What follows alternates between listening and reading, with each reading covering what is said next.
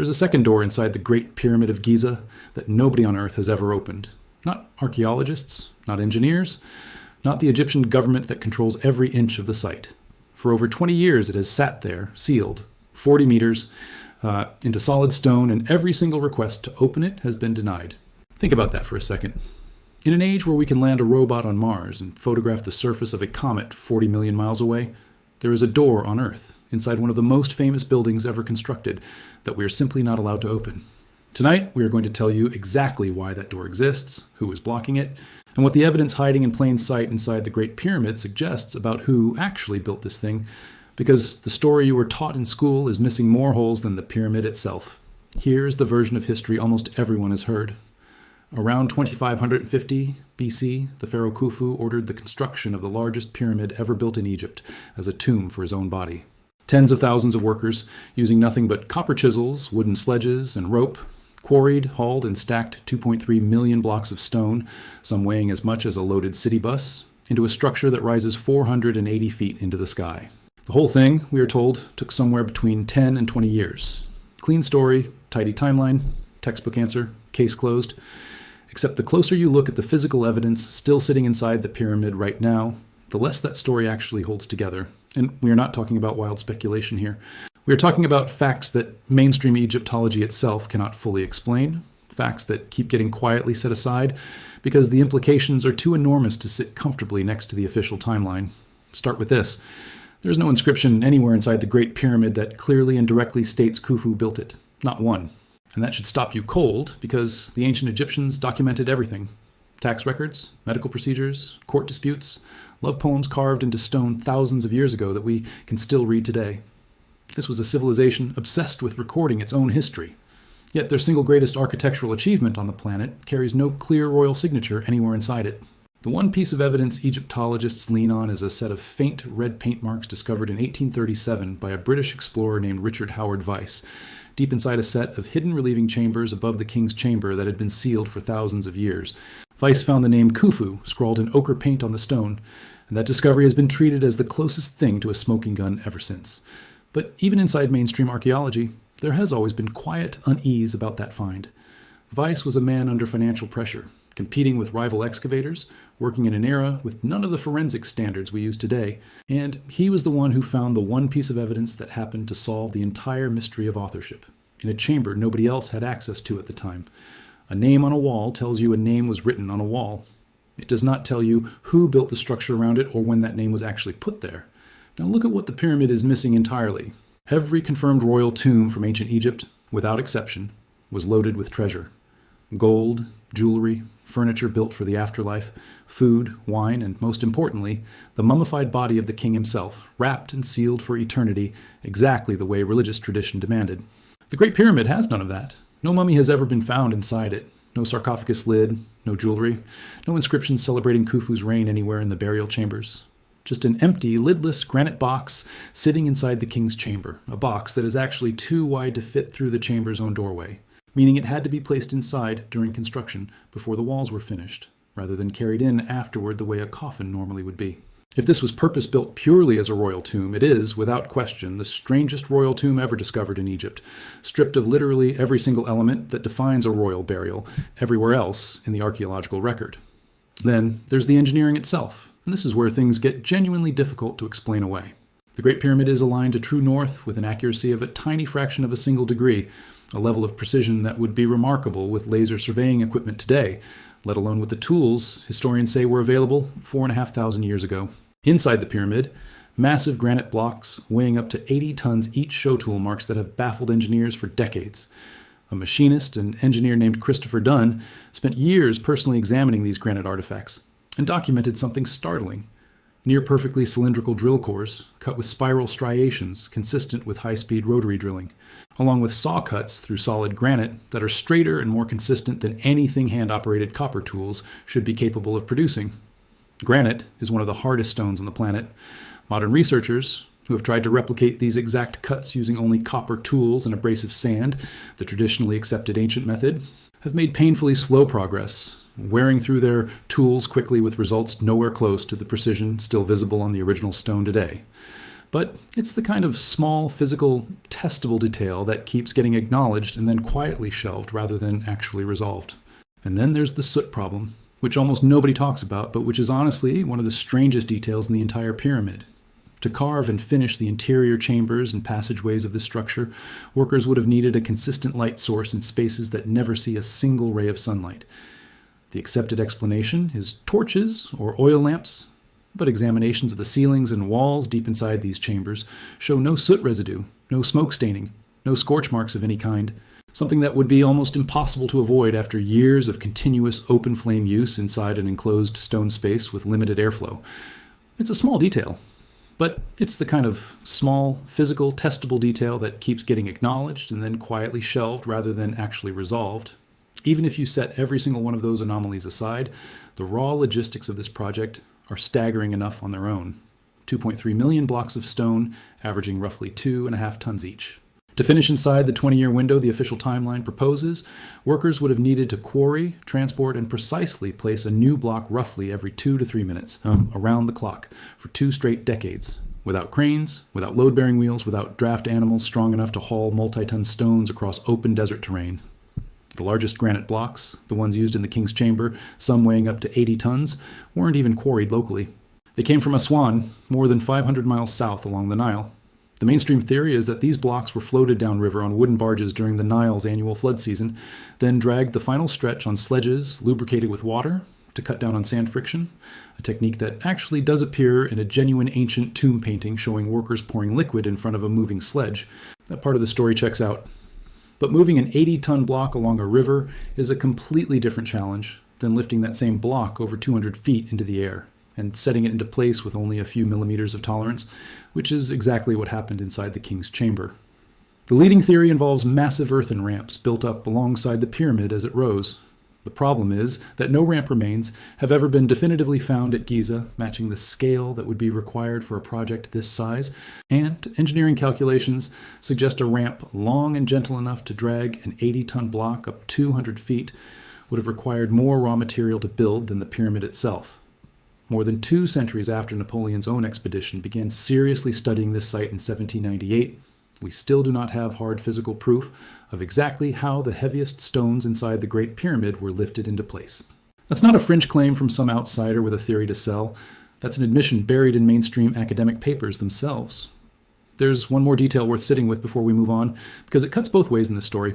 In the 1990s, archaeologists, including Mark Lehner and Zahi Hawass himself, excavated a genuine workers' village just south of the Giza Plateau, complete with bakeries, breweries, medical facilities, and the burial sites of the laborers themselves.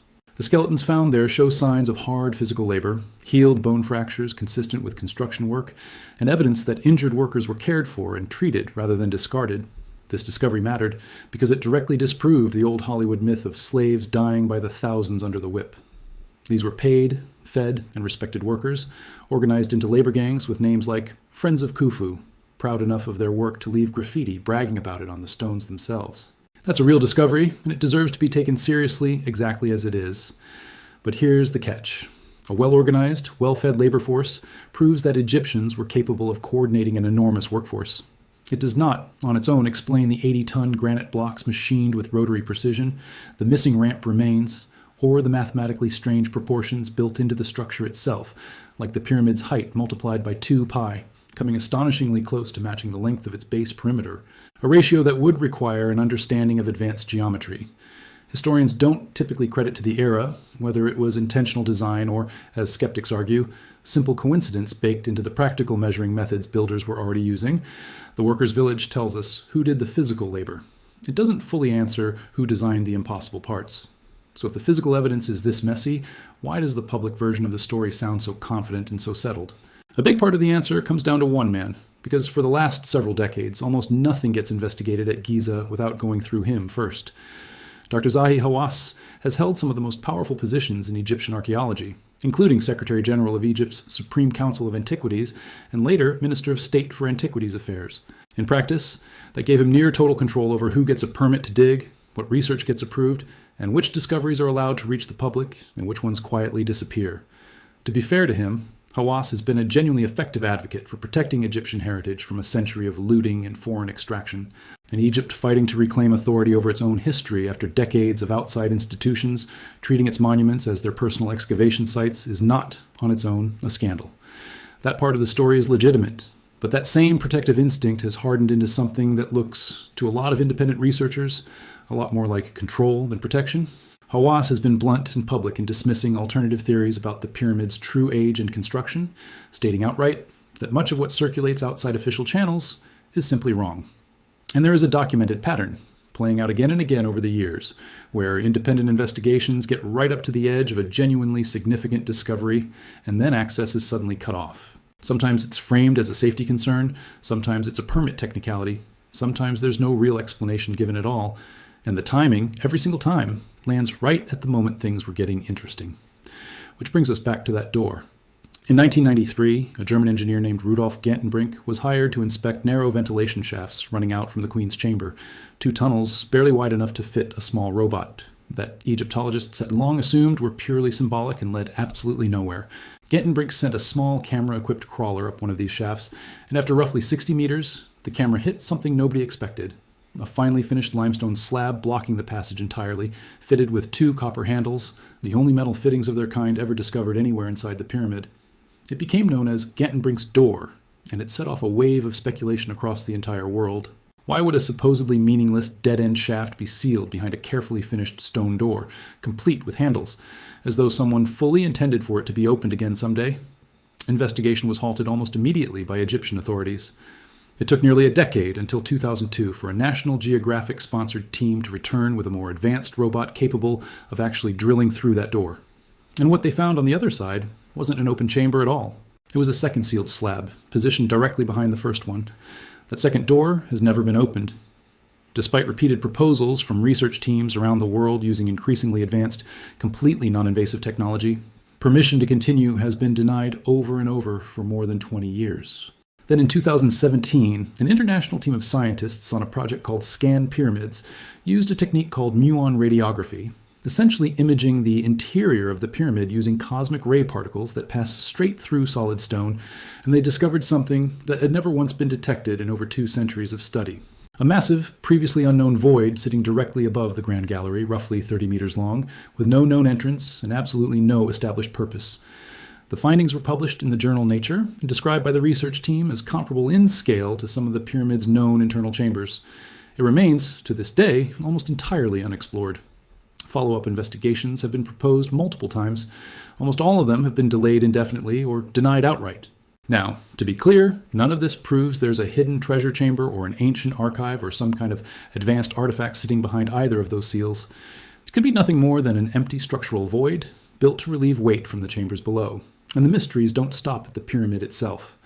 Just a few hundred meters away sits the Great Sphinx, and the accepted timeline says it was carved during the reign of Khafra, Khufu's son, around 2500 BC, as a guardian monument for his pyramid complex. But in the late 1980s and early 90s, a geologist named Dr. Robert Schoch, working alongside independent researcher John Anthony West, examined the erosion patterns carved into the Sphinx's body and its surrounding enclosure, and reached a conclusion that shook the entire field. The weathering on the Sphinx isn't the sharp, angular pattern you'd expect from 4,500 years of wind-blown desert sand. It's deep, rounded wave-like grooves, the exact kind of erosion geologists associate almost exclusively with prolonged exposure to heavy rainfall and running water. And here's the problem. The Sahara hasn't seen sustained rainfall on that scale since the end of the last ice age, somewhere between 10 and 12,000 years ago, back when the region was a green, fertile savanna instead of an ocean of sand. If Schoch and West are right, the core structure of the Sphinx would have to be thousands of years older than the civilization that mainstream history credits with carving it, which would mean Khafra didn't build the Sphinx at all. He inherited it and simply recarved the face into his own image. Mainstream Egyptology has largely rejected this theory, proposing instead that softer limestone layers eroded unevenly, or that rare, unusually intense storms occurred within the accepted timeline. But independent geologists who reviewed Schoch's work, including a formal presentation at a Geological Society of America conference in 1992, have generally found the water erosion argument geologically sound, even while Egyptologists rejected the historical conclusions that come with it. It remains one of the most contentious standoffs in the entire field. Geologists largely open to an older Sphinx, Egyptologists almost universally against it. Stack another discovery on top of that, and things get even stranger.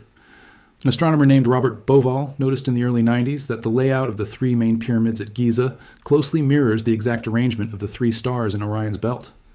But when he calculated the specific moment in history when that stellar pattern would have precisely matched the pyramid's layout on the ground, accounting for the slow wobble in Earth's rotational axis known as precession, the date that came back wasn't 2500 BC. It was roughly 2500 BC. The same rough window Schoch's water erosion theory points to for the Sphinx. Two completely independent investigations, one built on geology, one built on astronomy, both landing on the exact same impossible era. Mainstream archaeology maintains this is coincidence or selective pattern matching. Maybe it is, but it's a coincidence that keeps showing up in the data no matter who goes looking for it. If the Sphinx really is that old, it raises an obvious next question. Who built it and what happened to them? A researcher named Graham Hancock has spent decades pursuing exactly that question, proposing that a sophisticated, seafaring civilization may have existed before the end of the last ice age, only to be largely wiped out by catastrophic flooding and rising sea levels as the glaciers melted around 9600 BC. In Hancock's view, scattered survivors carried fragments of advanced astronomical and architectural knowledge into the cultures that rose up afterward, Egypt among them, which would help explain why Egyptian civilization seems to burst onto the historical record already remarkably sophisticated, instead of slowly developing the way most civilizations do. And Hancock does have real physical evidence backing at least part of this claim. Göbekli Tepe, a massive complex of carved stone pillars discovered in modern-day Turkey, has been dated to roughly 9600 BC, making it thousands of years older than Stonehenge and the pyramids combined. It was built, according to the accepted timeline, by hunter-gatherers, before agriculture, before writing, before the wheel, and yet it displays a level of organization and artistic sophistication that archaeologists once assumed was completely impossible at that early stage of human development. Its discovery forced mainstream archaeology to quietly rewrite major assumptions about when complex civilization actually began. And if they were wrong about that timeline once, it's a fair question to ask what else the timeline might be getting wrong. To be completely honest with you, mainstream archaeologists push back hard on Hancock's broader theory, arguing that he's cherry-picking isolated anomalies while ignoring the much larger body of evidence supporting a slower, more geographically scattered development of early civilizations around the world. And that pushback isn't fringe. It represents the overwhelming consensus position among professional archaeologists and Egyptologists globally. This isn't an even 50-50 argument playing out inside the field. It's a small number of independent researchers challenging a well-established scientific consensus, and you should know that going in. But the majority holding a position and the majority being completely correct are not automatically the same thing, and there are still real, physical, testable anomalies. The granite machining marks, the Sphinx's erosion pattern, the sealed doors nobody has been permitted to open, that even mainstream researchers privately admit they don't have fully satisfying explanations for.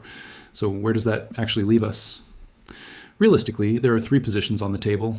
The mainstream position holds that Khufu's workforce built the Great Pyramid over roughly 2 decades, using tools and organizational techniques more sophisticated than popular imagination usually gives them credit for, and that the missing inscriptions, the empty tomb, and the precision tooling all have ordinary explanations. We simply haven't fully reconstructed yet.